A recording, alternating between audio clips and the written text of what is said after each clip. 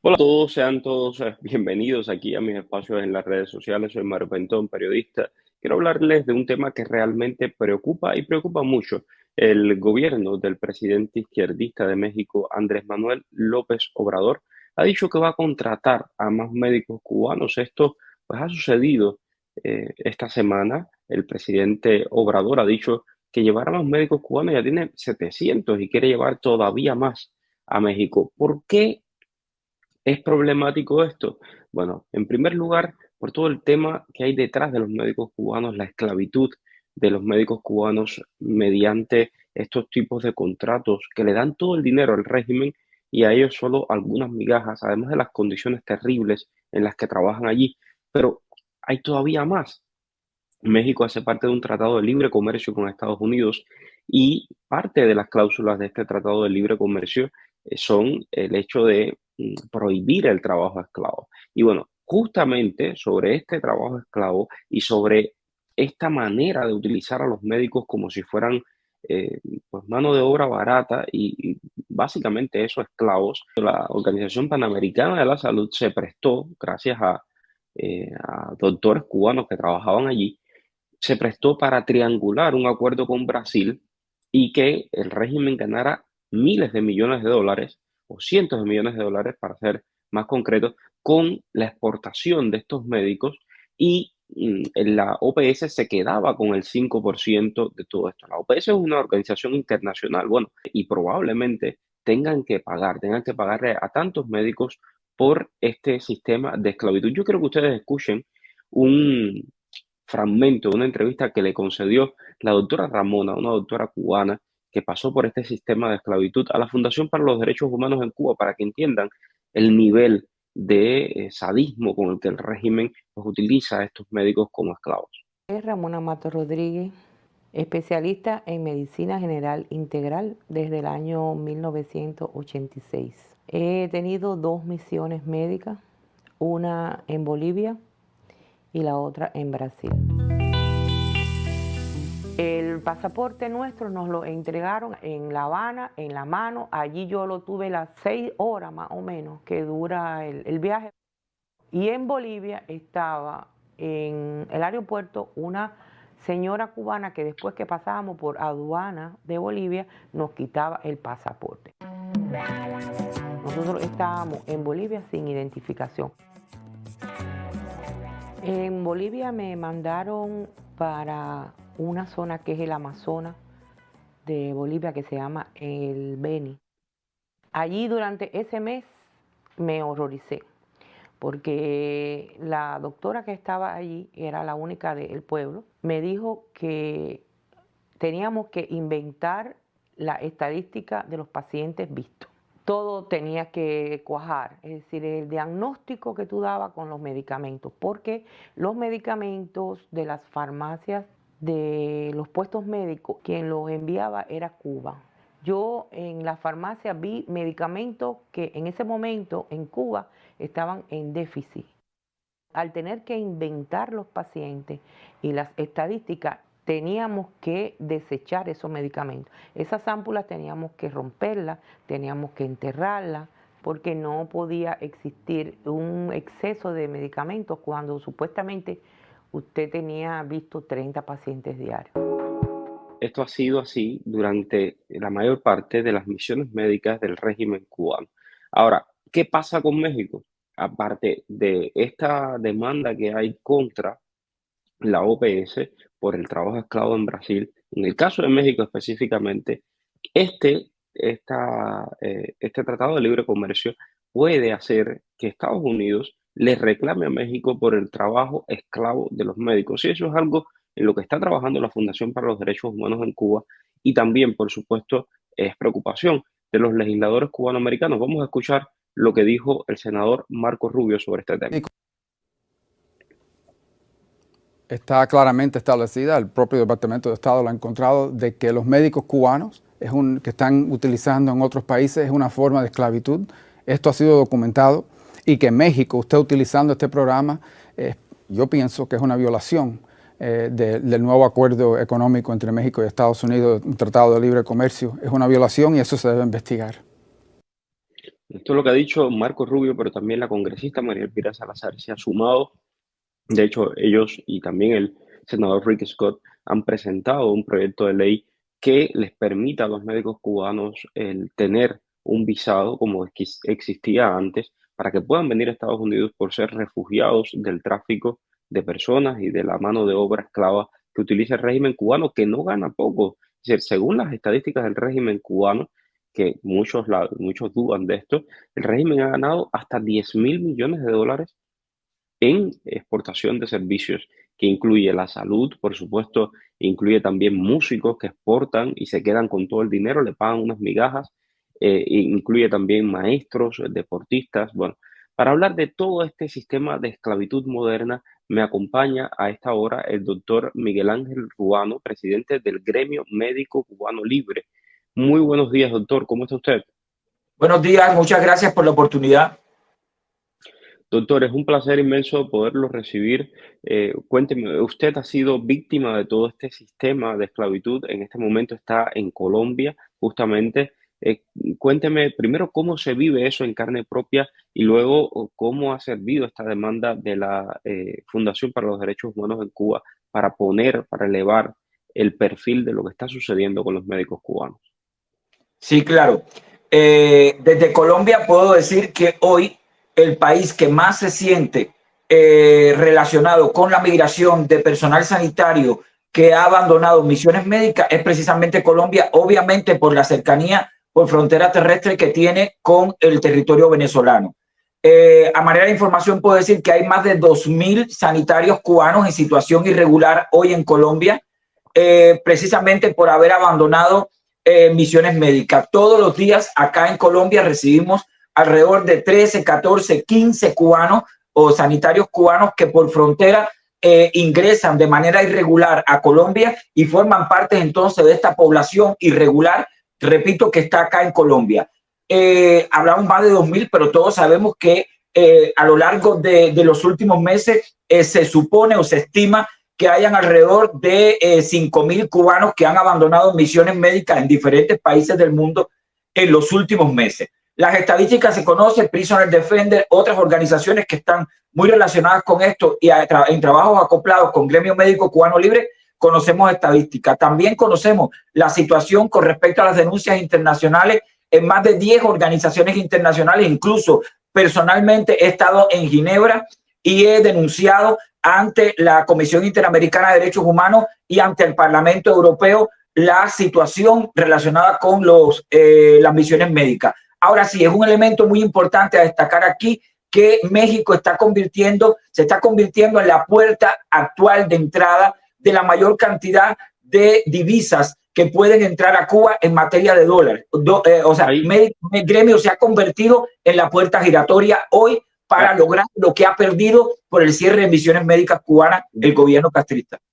Doctor, hay quien dice incluso que el gobierno del presidente Andrés Manuel López Obrador quiere convertir a México en esa nueva Venezuela para Cuba, o sea, en darle ayuda. Ya sabemos que tiene una relación de amistad con el dictador Miguel Díaz-Canel. Sabemos que mientras el Saratoga estaba en el suelo después de aquella explosión y decenas de cubanos estaban muertos, bueno, pues López Obrador estaba tomando bebida y se le estaba bebiendo y disfrutando en una velada recibido por Miguel Díaz-Canel en La Habana. Entonces, para que tengan idea del nivel de complicidad que tienen estos personajes. Y entonces ahora eso se está trasladando al tema de los negocios, en cómo enviarle un balón de oxígeno, un salvavidas al régimen cubano. Exacto. Estoy completamente de acuerdo con lo que estás diciendo, Mario, y te voy a explicar quizá o a la audiencia, porque a ti te ve mucha gente dentro de Cuba también, explicarle a la audiencia que lo que ocurrió fue que en esa visita también lo acompañó un grupo del Ministerio de Salud Pública que fraguó incluso los propios asesores del Ministerio de Salud Pública que desde Brasil organizaron el sistema de más médicos en Brasil, fueron los que organizaron el sistema a la par con unas características similares del sistema de colaboración, entre comillas, médica cubana en México. Son los propios especialistas que salieron de Brasil, o sea, los expertos del Ministerio de Salud Pública que salieron de Brasil, los que hoy están al frente del proceso de misión médica en México, no solamente con los 700 que ya están. Como bien dices, México se convierte en el nuevo paraíso para que entren las divisas a Cuba, los dólares a Cuba, para las arcas de la dictadura. Recordemos que estos dineros no son usados ni en la propia inversión del sistema de salud cubano, porque hay más de 120 niños cubanos hoy pidiendo visa humanitaria por la ausencia de quimio, o sea, de tratamientos de quimio en Cuba, o sea, niños con cáncer. Tenemos pacientes que hoy en Cuba no pueden acceder a las diálisis peritoneales ni a las diálisis generales a través de las hemodiálisis, porque lo que está ocurriendo en Cuba es que no hay incluso personal calificado para hacer esas diálisis, y si hubo una inversión de hemodializadores, estos no pueden ser utilizados en muchos de los 59 centros de hemodiálisis en Cuba, porque ese mismo personal está siendo utilizado en más de 50 países del mundo para realizar diálisis, para realizar tratamientos en terceros países, y no se lo ofrecen a los cubanos. O sea, que este dinero, que pudiera ser de alguna manera loable, porque que entre dinero a un país puede ser loable, no es utilizado en la salud del pueblo cubano, no es utilizado en inversiones del pueblo cubano. Recordemos que el año pasado, por debajo del 1% fue inversión estatal en salud en Cuba, el 0.8%, y que esto tributa realmente a que es una cosa criminal lo que está ocurriendo con el pueblo cubano, y que este dinero va a las arcas de la dictadura y a las arcas de la élite. Doctor, recordemos, por ejemplo, bueno, hemos estado viendo las noticias de los últimos días de cómo fallecen niños por falta de atención médica, de la situación que hay dentro del país. Y es importante, y yo quería resaltar, el régimen de Miguel Díaz-Canel, y vimos a un Canel así como muy molesto, diciendo que nunca olvidaría que Estados Unidos no le dio oxígeno durante la pandemia. Pero ¿de qué estamos hablando? Si usted, señor, usted y la élite que controla el país, que no es usted es solamente un títere, usted siguió construyendo hoteles durante toda la pandemia, mientras que no invirtió prácticamente nada en salud, y me alegra que usted, doctor, lo reafirme.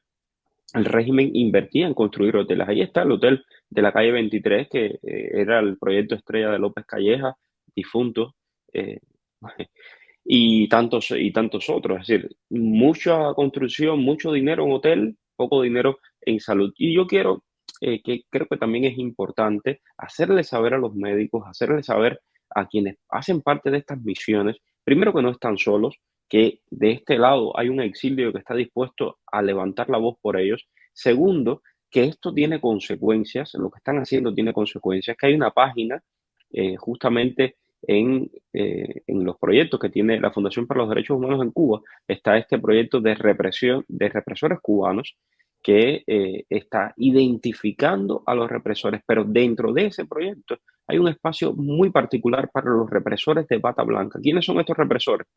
Aquellos que coordinan desde Cuba o en el exterior el tráfico internacional de médicos cubanos. Es una categoría especial, y si usted está siendo víctima de un represor de bata blanca, usted puede enviar un correo electrónico. Aquí está la dirección, yo igual se los voy a poner en los comentarios, y ahí puede llenar absolutamente todos estos campos para denunciar a estos represores de bata blanca, quienes organizan el tráfico de personas desde Cuba. Por ejemplo, está Teresa de Los Ángeles Madera, está Josleini Gómez, está Roberto Martínez. Estos son algunos de los represores de bata blanca: Gisela Hernández, Marisela Gutiérrez, Jesús Benito Roche. Ven, ya están identificados. Hay 6 páginas de represores de bata blanca, represores que el día de mañana, cuando intenten entrar a Estados Unidos o cuando intenten venir a Estados Unidos o hacer un asilo político en Estados Unidos, les va a ser muy difícil, porque hay elementos y hay denuncias para respaldar que ellos en realidad fueron cómplices de la maquinaria castrista. Exacto.